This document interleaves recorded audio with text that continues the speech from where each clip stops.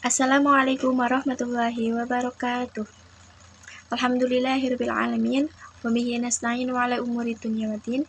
Wassalatu wassalamu ala asyrofil anbiya'i wal mursalin wa ala alihi wa sahbihi ajmain, amma ba'd. Yang saya hormati Bapak dosen Pak Hanif selaku dosen mata kuliah Metodologi Penelitian Keagamaan, dan yang saya cintai teman-teman semua. Sebelumnya perkenalkan, kami dari kelompok 6 yang beranggotakan saya sendiri Ivana Mulia Rahmah, kemudian Mbak Lailika Ambarokah, kemudian Mbak Kurniawati Pambajeng, kemudian Mbak Kusuma Wardani. Di sini kami akan mempresentasikan hasil diskusi kami yang berjudul Pendekatan Psikologi dalam Penelitian Keagamaan. Baik, langsung saja kepada pemateri pertama akan dibacakan oleh Mbak Kusuma Wardani. Kepadanya dipersilakan. Definisi psikologi agama dan pendekatan psikologis.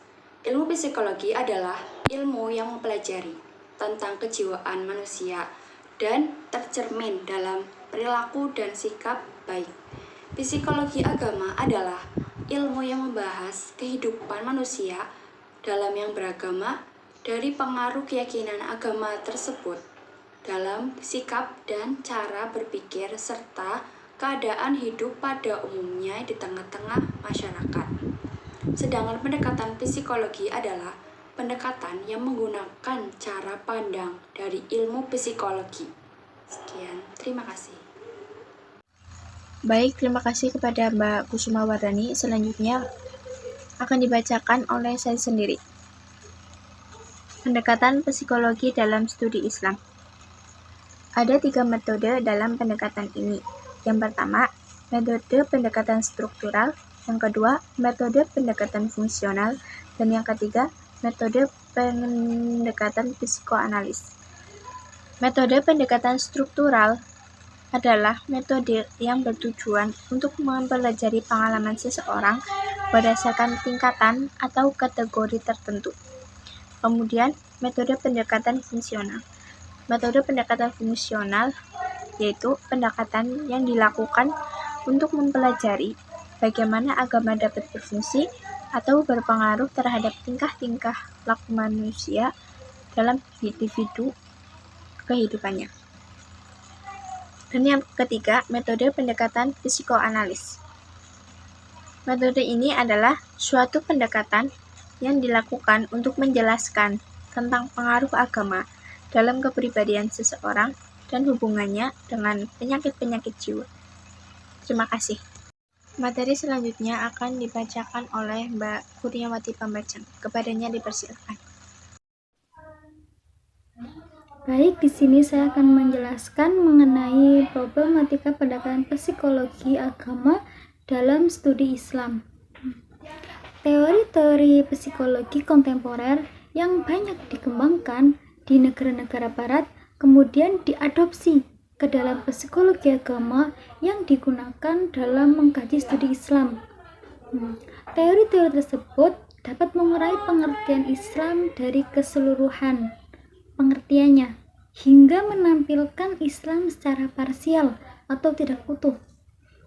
Selain itu, dapat membuat kita terjebak, yaitu pada konsep psikologi yang memandang persoalan lebih banyak dari pemahaman terhadap psikologi daripada Islamnya.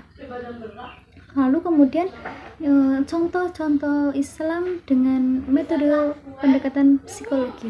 Yang pertama yaitu tentang masalah perasaan seorang ahli tasawuf. Ia merasa bahwa Allah selalu dekat dengannya dan hadir dalam hatinya. Dan juga ia selalu melakukan zikir secara terus-menerus dan secara sadar. Kemudian masalah yang kedua yaitu masalah kepuasan seorang hamba terhadap kehidupannya. Terima kasih. Materi yang terakhir akan dibacakan oleh Mbak Lailika Ambarokah. Kepadanya dipersilakan.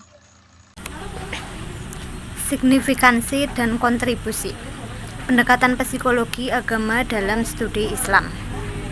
Penggunaan pendekatan psikologis dalam studi Islam menyumbang bagi perkembangan kebudayaan dan ilmu pengetahuan, sehingga hal itu dapat dimanfaatkan oleh umat Islam untuk memberikan penjelasan ilmiah terhadap problema yang banyak dan untuk meningkatkan sumber daya manusia Islam.